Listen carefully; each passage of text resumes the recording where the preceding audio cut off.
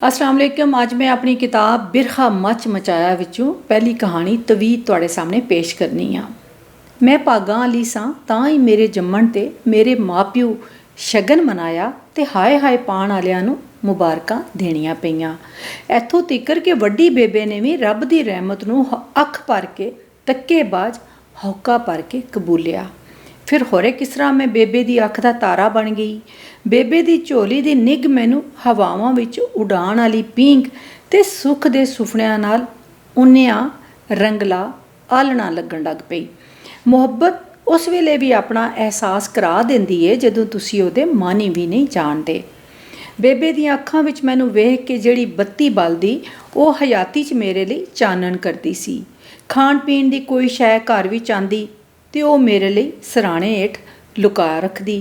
फिर बड़े लाड नाल मैनू खवांदी। जूं जूं वड्डी हुंदी गई मैनू जापण लग पिया कि वो मेरे भरावां तों भी मैनू बहुता चाहंदी है। मैं भी स्कूलों आंदियां बस्ता धरदी ते नस के दादी दे गल लग जांदी। वो मेरे सदके वारी जांदी ना थकदी।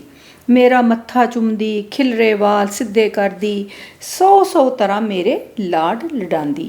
मदरसे दियां गल्लां पुछण लग पैंदी ते नाल ही मेरी अम्मा नूं आवाज़ देंदी, वे छेती नाल मेरी लाडो रानी लई टुक्कर पानी लैके आ।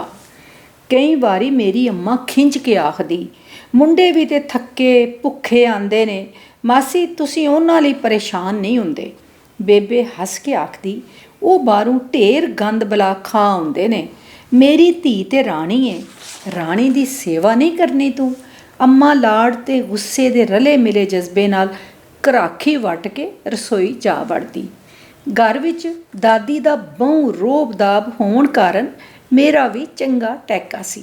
समझो वो घर दी वड्डी सरकार सन ते मैं निक्की। किसे दी जुरत नहीं सी कि मेरे नाल औखा बोले। झिड़कना ते दूर दी गल है, कई वारी मैं अम्मा ते अब्बे होरां नूं शिकायत करदियां वेख्या ते नाले सुनिया कि दादी मेरे भरावां नाल उन्ना लाड प्यार क्यों नहीं करदी, सगों उन्हां नूं नेड़े फड़कन भी नहीं देंदी। जदों किधरे दोवें दादी कोल बहिंदे ते आखदे, माई मुंडियां नूं भी सराणे हेठ रखी सौगात दे दिया कर, ਇਹ भी तेरे कुछ लगदे ने। उन्हां दी गल सुन के दादी हर वारी निम्मा निम्मा हस के ते पराई मानत आ के गल टाल दिंदी। वेला लंघदा रहा। मैं सजरियां हवावां वाली उच्ची हवेली ते निੱਘੇ प्यार दी झोली नूं रब राखा आख के धुआं फूकदी गड्डी विच बह के यूनिवर्सिटी दे होस्टल जा अपड़ी। टुरदियां दादी ने अपने जोबन वेले दी एक सोहनी चादर मेरे मुंडे ते रखदियां आख्या, जवानी विच जदों सूई धागे नाल मैं ਇਹ फुल बूटे कड्डे सन ते मैं हर वेले अपनियां रवायतां नूं धागे विच परो के बूटे कढ़दी सां। तां ही यह चादर सूझ सियाणफ दी इलामत बन गई है। इस लई अज यह चादर मैं तेरे हवाले करदियां उम्मीद रखनी आ कि तूं इहदी राखी करेंगी, मतलब कि तूं साड़ियां रवायतां दी राखी करेंगी। फिर आखण लगी, उंज ते यह चादर तेरे ते बहु सोभी है, जरा तक ते सही। मैं उस वेले ते ध्यान ना दिता, पर मुड़ जदों भी यह चादर सिर ते रखी मैनू दादी दी गल याद आ गई, जिहड़ी मैं हर वेले पल्ले बन के रखती सां। मेरे लिए वो चादर उच्चियां कदरां दी इलामत बन गई। सच्ची गल है, 2 वरियां च मैं ना ਇਹਦਾ रंग फिक्का पैन दिता ते ना तंद टुटन दिती। निक्के जे कमरे दे शीशे च जदों भी इस चादर नाल अपने आप नूं वेखदी अपने विच दादी दा मुहांदरा दिसदा। ਇੱਥੇ भी ਉਹਦਾ ਮਾਨ, ਉਹਦਾ ਲਾੜ ਤੇ ਉਹਦੀ ਛਾਂ ਮੇਰੇ ਨਾਲ ਸੀ। ਦੂਜੇ ਹਫਤੇ ਹੀ ਲੁਕਾਈ ਨਾਲ ਜੁੜਤ ਰੱਖਣ ਵਾਲੇ ਸੁੱਚੇ ਵਿਚਾਰਾਂ ਦੇ ਝੰਡਾ ਚੁੱਕ ਅਬਦੁੱਲਾ ਨਾਲ ਮੇਰੀ ਸਾਂਝ ਵਧਣ ਲੱਗ ਪਈ। ਉਹ ਕੋਈ ਬਹੁ ਸੋਹਣਾ ਤੇ ਹੀਰੋ ਸ਼ੀਰੋ ਮੁੰਡਾ ਨਹੀਂ ਸੀ, ਪਰ ਉਹ ਅੱਖਰਾਂ ਦੀ ਡੂੰਘਿਆਈ ਤੇ ਖਿਆਲ ਦਾ ਦੂਰ ਤਾਈਂ ਪਿੱਛਾ ਕਰਨਾ ਜਾਣਦਾ ਸੀ। ਕਲਾਸ 'ਚੋਂ ਮੈਂ ਤੇ ਉਹ ਹੀ 2 ਪੜਿਆਰ ਸਾਂ ਜਿਨ੍ਹਾਂ ਦੇ ਨਾਂ 'ਤੇ ਲਾਇਬ੍ਰੇਰੀ ਦੀਆਂ ਸਭ ਤੋਂ ਚੋਖੀਆਂ ਕਿਤਾਬਾਂ ਇਸ਼ੂ ਹੋਈਆਂ ਸਨ। ਵੇਲੇ ਦੇ ਨਾਲ ਨਾਲ ਮੇਰੇ ਤੇ ਉਹਦੇ ਵਿਚਕਾਰ ਸੂਝ ਦੀ ਸਾਂਝ ਗੂੜੀ ਹੁੰਦੀ ਗਈ। ਮੇਰੇ ਵੱਲੋਂ ਇਹ ਉੱਕਾ ਦੋ ਮਨੁੱਖਾਂ ਦੀ ਇੰਟਲੈਕਚੁਅਲ ਦੋਸਤੀ ਸੀ। ਉਹਦੀਆਂ ਅੱਖਾਂ 'ਚ ਮੇਰੇ ਲਈ ਬਲਦੀ ਚਾਹਤ ਦੀ ਲੋ ਭਾਵੇਂ ਕੋਈ ਹੋਰ ਗੱਲ ਸੁਣਾਉਂਦੀ ਸੀ। ਕਈ ਵਾਰੀ ਇਹ ਅੱਖਾਂ ਸਵਾਲੀ ਬਣ ਕੇ ਮੇਰੇ ਦਿਲ ਦੇ ਬੂਹੇ ਨੂੰ ਚੰਗੀ ਤਰ੍ਹਾਂ ਪਟਕਾਇਆ, ਪਰ ਬੂਹਾ ਤੇ ਮੇਰੀ ਸੋਚ ਨੇ ਖੋਲ੍ਹਣਾ ਸੀ, ਜਿਹੜੀ ਬਹੁ ਉੱਚੇ ਵਿਚਾਰਾਂ ਦੀ ਗੁੱਡੀ ਬਣੀ ਹੋਈ ਸੀ। ਸਾਲ ਕੁ ਲੰਘ ਗਿਆ ਜਦ ਇੱਕ ਦੋ ਵਾਰੀ ਉਹਨੇ ਗੱਲਾਂ ਵਿੱਚ ਮੈਨੂੰ ਕੁਝ ਆਖਣ ਦੀ ਜੁਰਤ ਕੀਤੀ, ਪਰ ਮੈਂ ਉਹਨੂੰ ਟੋਕ ਦਿੱਤਾ, ਕਿਉਂ ਜੇ ਮੈਂ ਆਪਣੇ ਮਾਂ-ਪਿਓ ਦਾ ਮਾਣ ਕਾਇਮ ਰੱਖਣਾ ਚਾਹੁੰਦੀ ਸਾਂ ਅਤੇ ਯੂਨੀਵਰਸਿਟੀ ਤੋਂ ਕੋਈ ਕਹਾਣੀ ਨਾਲ ਲੈ ਕੇ ਜਾਣ ਦੀ ਥਾਂ ਸਿਰਫ ਡਿਗਰੀ ਲੈ ਕੇ ਪਿੰਡ ਪਰਤਣ ਦੀ ਚਾਹੀਵਾਨ ਸਾਂ। ਮੈਂ ਹਰ ਵੇਲੇ ਇਹ ਖਿਆਲ ਰੱਖਦੀ ਕਿ ਮੇਰੀ ਕੋਈ ਹਰਕਤ ਮੇਰੇ ਪਿਛਲਿਆਂ ਦੇ ਵਿਚਾਰਾਂ ਦੀ ਉੱਚੀ ਕੰਧ ਨਾ ਢਾਹ ਦੇਵੇ। ਡਰਦੀ ਸਾਂ ਕਿਧਰੇ ਮੇਰੀ ਨਿੱਕੀ ਜਿਹੀ ਗਲਤੀ ਮੇਰੇ ਟੱਬਰ ਦੀ ਨੇਕ ਨਾਮੀ ਲਈ ਦਾਗ ਬਣਨ ਦੇ ਨਾਲ ਪੜ੍ਹਨ ਦੀਆਂ ਚਾਹੀਵਾਨ ਕੁੜੀਆਂ ਦਾ ਰਾਹ ਡੱਕਣ ਦਾ ਕਾਰਨ ਨਾ ਬਣ ਜਾਵੇ। ਦੂਜੇ ਸਾਲ ਦੇ ਇਮਤਿਹਾਨ ਤੋਂ ਪਹਿਲਾਂ ਫਰੀ ਹੋ ਕੇ ਪਿੰਡ ਗਈ ਅਤੇ ਕੁਝ ਮਹੀਨਿਆਂ ਮਗਰੋਂ ਮੇਰੀ ਰੁਖਸਤੀ ਦੇ ਐਲਾਨ ਨੇ ਮੈਨੂੰ ਇੱਕ ਪਲ 'ਚ ਅੰਬਰ ਤੋਂ ਭੂਏ ਇੰਝ ਸੁੱਟਿਆ ਕਿ ਮੇਰੇ ਤੇ ਹੋਸ਼ ਹੀ ਉੱਡ ਗਏ। ਮੈਂ ਤਾਂ ਕਦੀ ਸੋਚਿਆ ਵੀ ਨਹੀਂ ਸੀ ਕਿ ਮੇਰੇ ਨਾਲ ਇੰਝ ਵੀ ਹੋ ਸਕਦਾ ਹੈ। ਜੀਵਨ 'ਚ ਪਹਿਲੀ ਵਾਰੀ ਮੈਨੂੰ ਸਾਰੇ ਘਰ ਵਾਲੇ ਓਬੜ ਦਿਸਣ ਲੱਗ ਪਏ। ਮੇਰੇ ਅੰਗ ਸਾਕ ਸਭ ਮੈਥੋਂ ਗਵਾਚ ਗਏ। ਗੱਲ ਕਰਨ ਨੂੰ ਜੀ ਹੀ ਨਹੀਂ ਕਰਦਾ ਸੀ। ਝਗੜਾ ਕੀਤਾ, ਨਾ ਰੁੱਸ ਕੇ ਖਾਣ ਪੀਣ ਛੱਡਿਆ, ਬਸ ਬਿਟ ਤੱਕਦੀ ਰਹਿ ਗਈ। ਸਭ ਕੁਝ ਐਡਾ ਚੈਨ ਚੱਕ ਹੋਇਆ ਕਿ ਅਥਰੂ ਵੀ ਹੈਰਤ ਵਿੱਚ ਡੁੱਬੇ ਰਹੇ, ਅੱਖਾਂ ਵਿੱਚ ਆ ਕੇ ਵਰਨ ਵੱਲ ਨਾ ਟੁੱਕੇ। ਮੇਰਾ ਮਾਨ ਟੁੱਟ ਗਿਆ ਸੀ।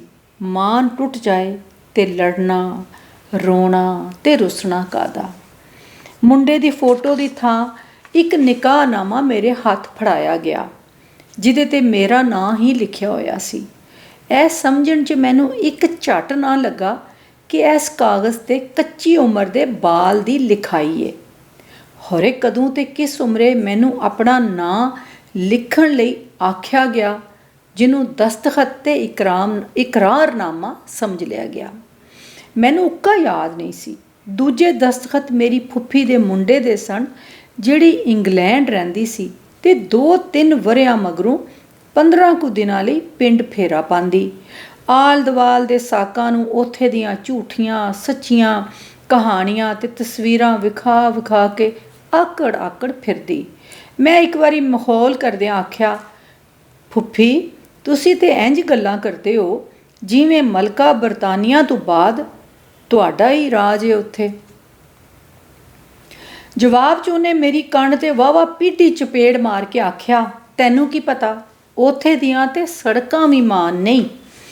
ਇਸ ਵੇਲੇ ਉਸੇ ਫੁੱਫੀ ਦੇ ਪੁੱਤਰ ਨੇ ਵਕਤ ਪਾ ਦਿੱਤਾ, ਜਿਹੜੀ ਮੈਨੂੰ ਖੌਰੇ ਕਿਉਂ ਚੰਗੀ ਨਹੀਂ ਸੀ ਲੱਗਦੀ।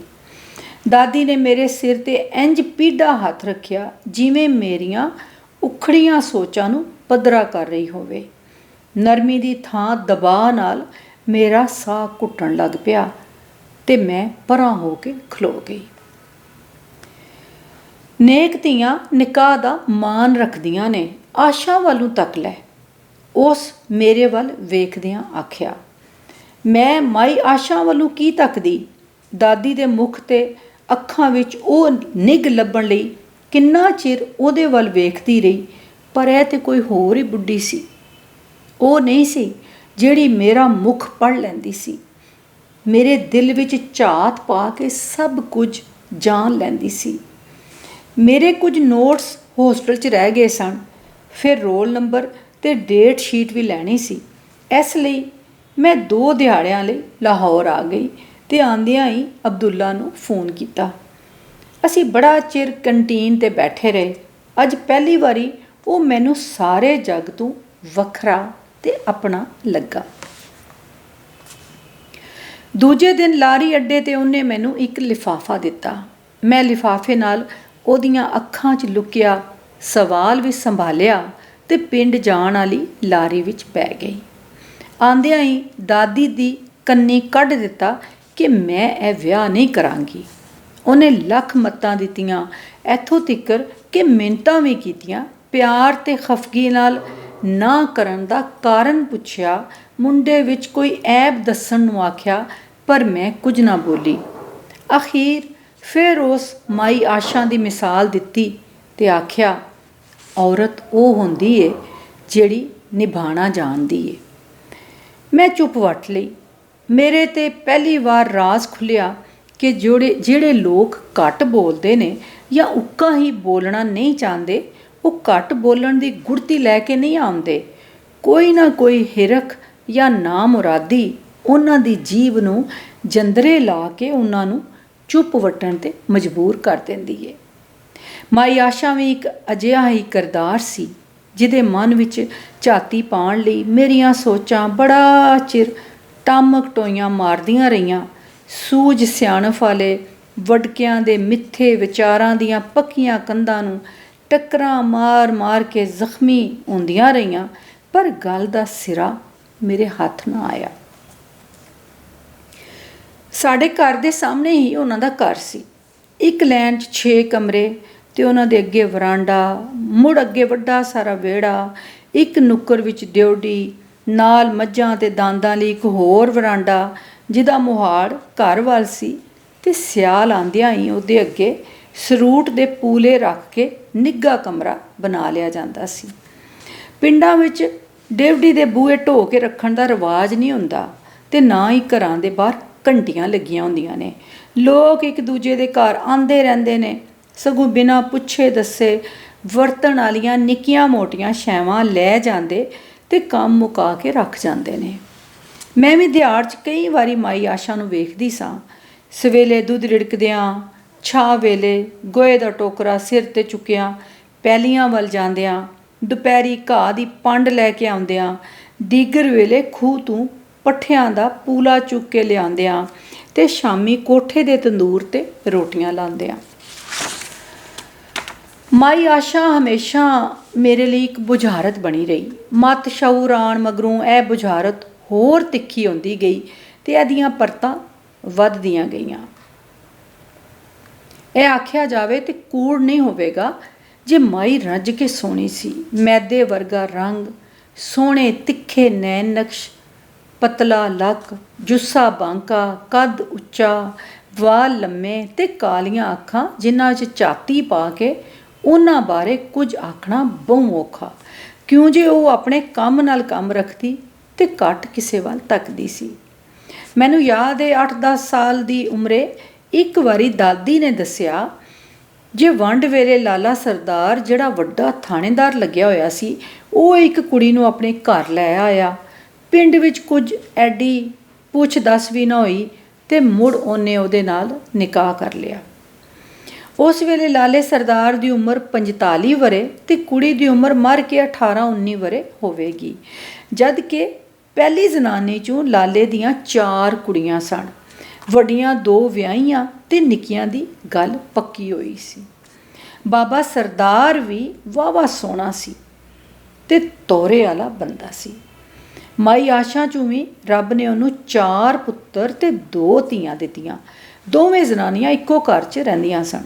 ਇਹ ਸੁਣ ਕੇ ਹੁਣ ਮੈਂ ਮਾਈ ਨੂੰ ਹੋਰ ਨਜ਼ਰਾਂ ਨਾਲ ਵੇਖਣ ਅਤੇ ਗਵੇੜ ਲਾਉਣ ਲੱਗ ਪਈ।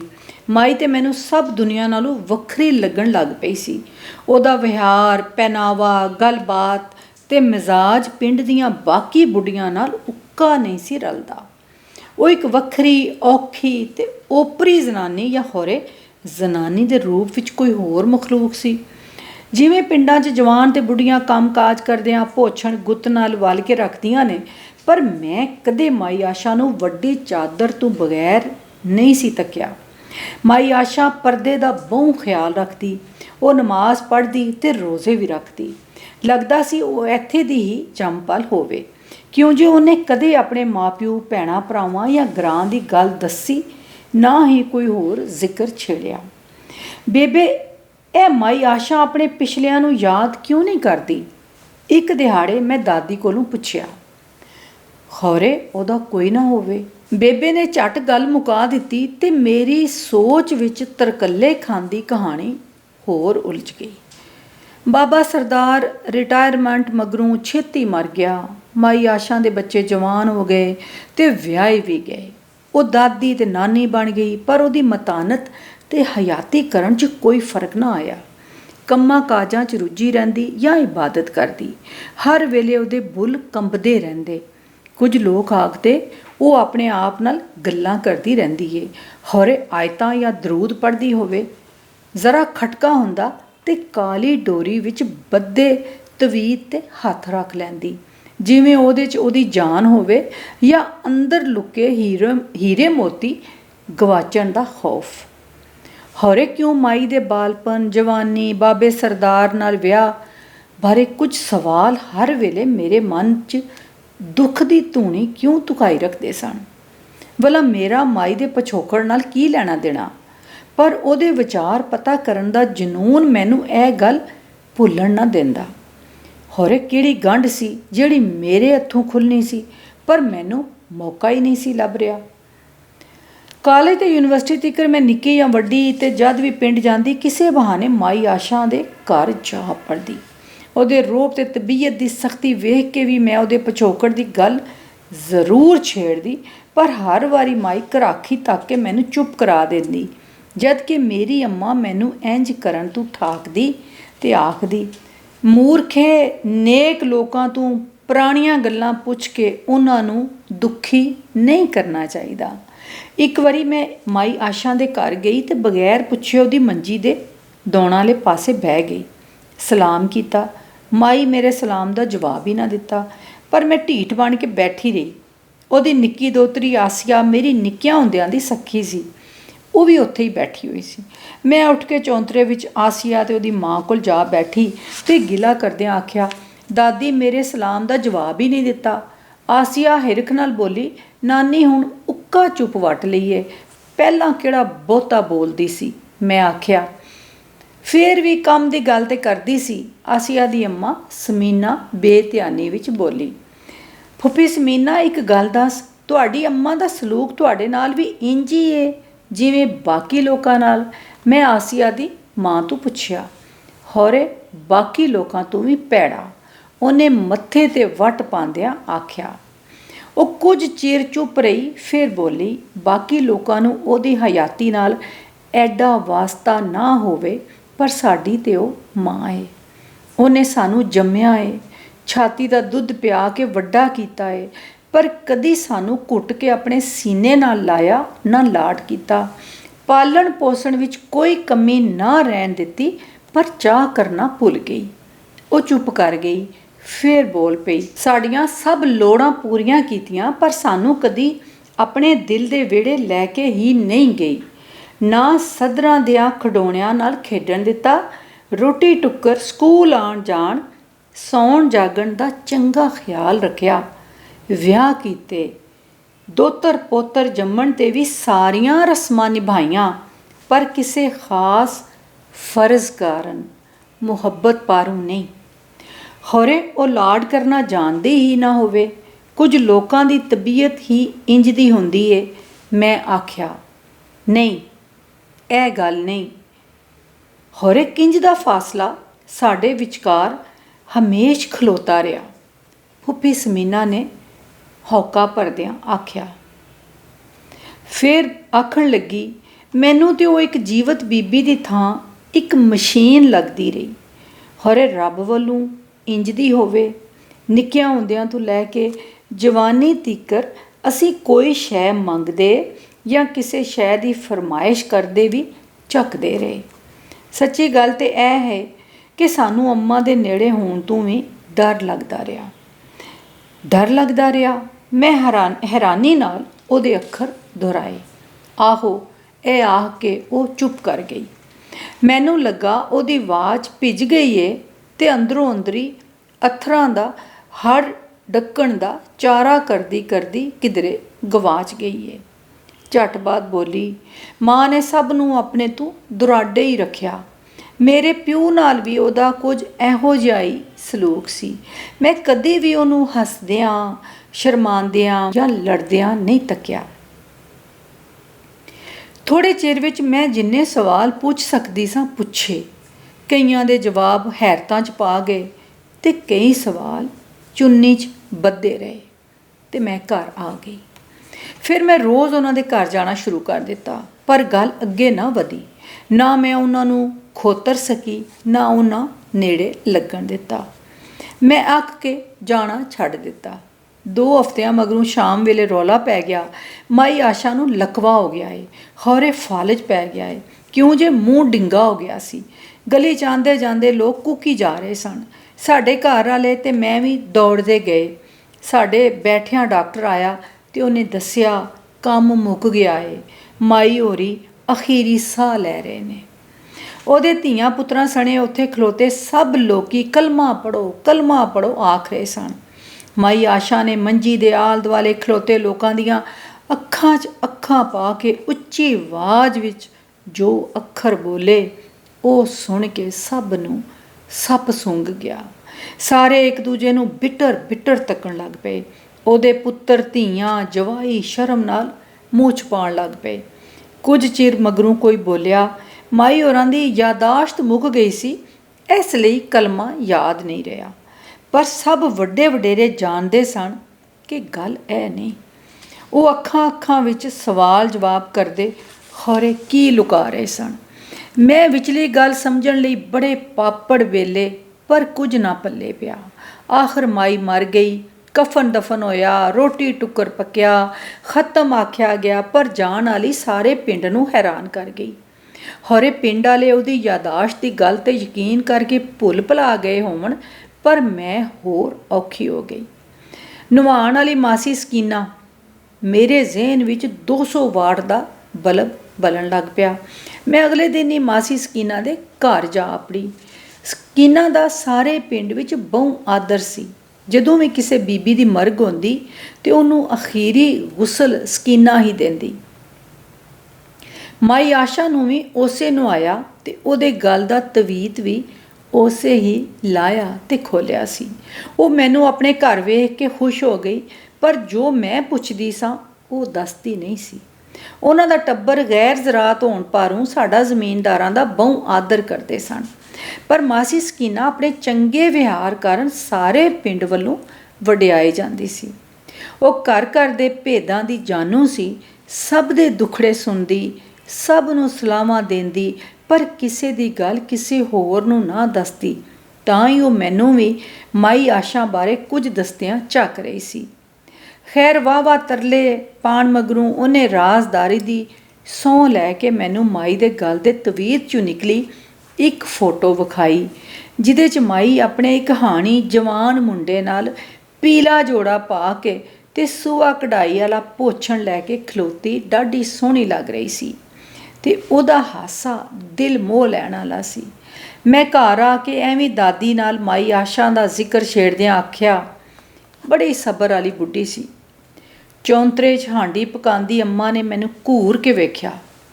ਮਾਵਾਂ ਨੂੰ ਖਤਰੇ ਦਾ ਹੋਰੇ ਕਿਵੇਂ ਪਹਿਲੇ ਹੀ ਅਹਿਸਾਸ ਹੋ ਜਾਂਦਾ ਹੈ, ਕਦੀ ਸਮਝ ਨਹੀਂ ਆਈ। ਉਹਨਾਂ ਦੇ ਰੇਡਾਰ ਠੀਕ ਵੇਲੇ 'ਤੇ ਸਾਇਰਨ ਵਜਾਉਂਦੇ ਨੇ। ਦਾਦੀ ਨੇ ਮੇਰੀ ਗੱਲ ਦਾ ਜਵਾਬ ਨਾ ਦਿੱਤਾ, ਪਰ ਮੈਂ ਆਡਾ ਲਾਉਣ ਦਾ ਪੱਕਾ ਇਰਾਦਾ ਕੀਤਾ ਹੋਇਆ ਸੀ। ਮਾਈ ਦਾ ਪਹਿਲਾ ਜਣਾ ਕੌਣ ਸੀ? ਮੈਂ ਅਚਨਚੇਤ ਤੋਪ ਦਾ ਗੋਲਾ ਸੁੱਟਿਆ ਤੇ ਸਿਰ ਨੀਵਾਂ ਕਰਕੇ ਦਾਣੇ ਚੱਬਣ ਲੱਗ ਪਈ। ਦਾਦੀ ਨੇ ਰੋਹਬ ਨਾਲ ਵੇਖਦਿਆਂ ਆਖਿਆ, ਮਰ ਖੱਪ ਗਿਆ ਹੋਣਾ ਹੈ ਜਾਂ ਟੁਰ ਗਿਆ ਹੋਣਾ ਹੈ ਕਿਧਰੇ ਮਰਦੂਦ, ਸਾਨੂੰ ਕੀ ਪਤਾ। ਜੇ ਟੁਰ ਗਿਆ ਸੀ ਤੇ ਨਿਕਾਹ ਕਿੰਜ ਹੋਇਆ? ਮੈਂ ਉੱਚੀ ਆਵਾਜ਼ 'ਚ ਆਖਿਆ ਤੇ ਫੇਰ ਨੀਵੀਂ ਪਾ ਲਈ। ਅੱਗੇ ਚੁੱਪ ਖਿਲਰ ਗਈ। ਉਹ ਫੋਟੋ ਵਾਲਾ ਮੁੰਡਾ ਕੌਣ ਸੀ? ਮੈਂ ਦਾਦੀ ਨੂੰ ਹੋਰ ਰੋਹ ਚੜਾਉਣ ਲਈ ਇੱਕ ਹੋਰ ਵਾਰ ਕੀਤਾ। ਉਹ ਫੇਰ ਵੀ ਨਾ ਬੋਲੀ ਤੇ ਮੈਂ ਚੀਕ ਪਈ, ਬੇਬੇ ਅੱਜ ਮੈਨੂੰ ਸੱਚੀ ਗੱਲ ਦੱਸ, ਮੇਰਾ ਦਮ ਘੁੱਟਣ ਲੱਗ ਪਿਆ ਏ। ਮੈਨੂੰ ਦੱਸ ਕੀ ਹੋਇਆ ਮਾਈ ਆਸ਼ਾ ਨਾਲ? ਉਹ ਕੌਣ ਏ? ਕਿੱਥੋਂ ਆਈ ਸੀ? ਕਿਹਦੀ ਲੱਗਦੀ ਲਾਣੀ ਸੀ? ਬੇਬੇ ਨੂੰ ਜਲਾਲ ਆ ਗਿਆ ਤੇ ਆਖਣ ਲੱਗੀ, ਚੰਗਾ ਸੱਚੀ ਗੱਲ ਵੀ ਸੁਣ ਲੈ ਤੂੰ। ਇਹ ਦੋਵੇਂ ਮੀਆਂ ਬੀਵੀ ਭਾਈ ਸਰਦਾਰ ਦੀ ਪਨਾਹ ਵਿੱਚ ਸਨ। ਕੌਣ ਮੀਆਂ ਬੀਵੀ? ਮੈਂ ਜਾਣ ਕੇ ਪੁੱਛਿਆ। ਇਹ ਸਿੱਖਣੀ ਤੇ ਉਹਦਾ ਸਿੱਖ ਖਸਮ। ਬੇਬੇ ਦਾ ਵਸ ਚੱਲਦਾ ਤੇ ਮੈਨੂੰ ਚਪੇੜ ਮਾਰ ਕੇ ਚੁੱਪ ਕਰਾ ਦਿੰਦੀ। ਇਹਨਾਂ ਦੇ ਵਡਕੇ ਲਾਲੇ ਸਰਦਾਰ ਦੇ ਜਾਣਨ ਵਾਲੇ ਸਨ। ਵੰਡ ਵੇਲੇ ਰੌਲੇ ਵਿੱਚ ਇਹ ਨਿਖੜ ਪਿਕੜ ਗਏ। ਇਹਨਾਂ ਦਾ ਬਾਕੀ ਟੱਬਰ ਨੱਸ ਭੱਜ ਗਿਆ, ਪਰ ਇਹ ਇੱਥੇ ਫਸ ਗਏ। ਤਾਂ ਹੀ ਇਹਨਾਂ ਦੀ ਜਾਨ ਬਚਾਉਣ ਤੇ ਕਿਸੇ ਤਰ੍ਹਾਂ ਨਸਾਣ ਦਾ ਹੀਲਾ ਕਰਨ ਤਾਈਂ ਲਾਲਾ ਇਹਨਾਂ ਨੂੰ ਘਰ ਲੈ ਆਇਆ। ਦਾਦੀ ਚੁੱਪ ਹੋ ਗਈ। ਫੇਰ ਮੈਂ ਪੁੱਛਿਆ। ਫਿਰ ਉਹ ਅੱਗਾਂ ਲੱਗੀਆਂ ਕਿ ਸਭ ਨੂੰ ਆਪਣੀ ਆਪਣੀ ਪੈ ਗਈ। ਠੰਡ ਠੰਡਿਆਰ ਨੂੰ ਉਡੀਕਦੇ ਇਹ ਵੀ ਦੋਵੇਂ ਜੀ ਸੁਖੀ ਸਨ ਕਿ ਹੁਣ ਇਹਨਾਂ ਨੂੰ ਕੋਈ ਖਤਰਾ ਨਹੀਂ। ਪਿੰਡ ਦੇ ਲੋਕੀ ਲਾਲੇ ਦਾ ਤੇ ਆਦਰ ਕਰਦੇ ਹੀ ਸਨ, ਪਰ ਉਂਝ ਵੀ ਚੰਗੇ ਵਿਹਾਰ ਵਾਲੇ ਸਨ। ਦੋਵਾਂ ਦਾ ਬਹੁ ਖਿਆਲ ਰੱਖਦੇ, ਜਿਵੇਂ ਪੂਰੇ ਪਿੰਡ ਦੇ ਮਹਿਮਾਨ ਹੋਣ। ਪਿੰਡ 'ਚ ਤੇ ਸਭ ਟੱਬਰ ਵਾਂਗੂ ਹੀ ਰਹਿੰਦੇ ਨੇ।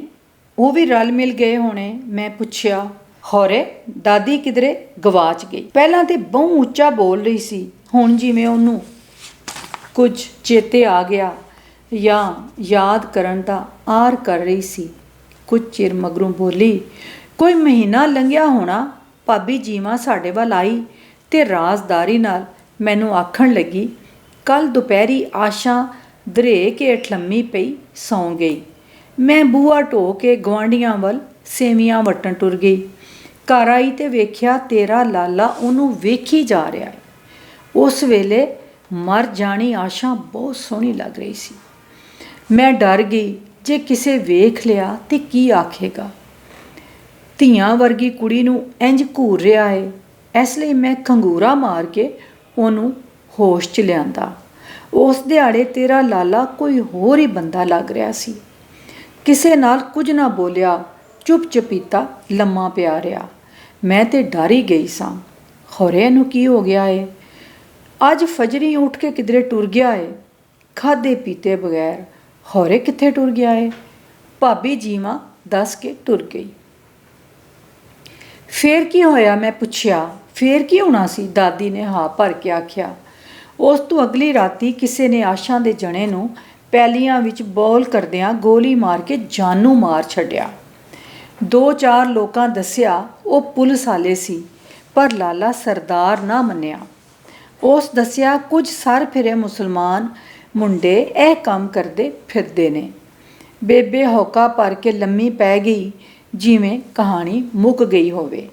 ਮੈਂ ਉਹਦੇ ਪੈਰ ਦਬਾਉਂਦਿਆਂ ਗੱਲ ਅੱਗੇ ਟੋਰਨ ਦਾ ਤਰਲਾ ਕਰਦਿਆਂ ਆਖਿਆ, ਬੇਬੇ ਅਸੀਂ ਪਿੰਡ 'ਚ ਰਹਿੰਦੇ ਹਾਂ ਤੇ ਅੱਜ ਵੀ ਪਿੰਡ 'ਚ ਕੋਈ ਬਾਹਰ ਦਾ ਬੰਦਾ ਆਵੇ ਤੇ ਪਤਾ ਲੱਗ ਜਾਂਦਾ ਏ।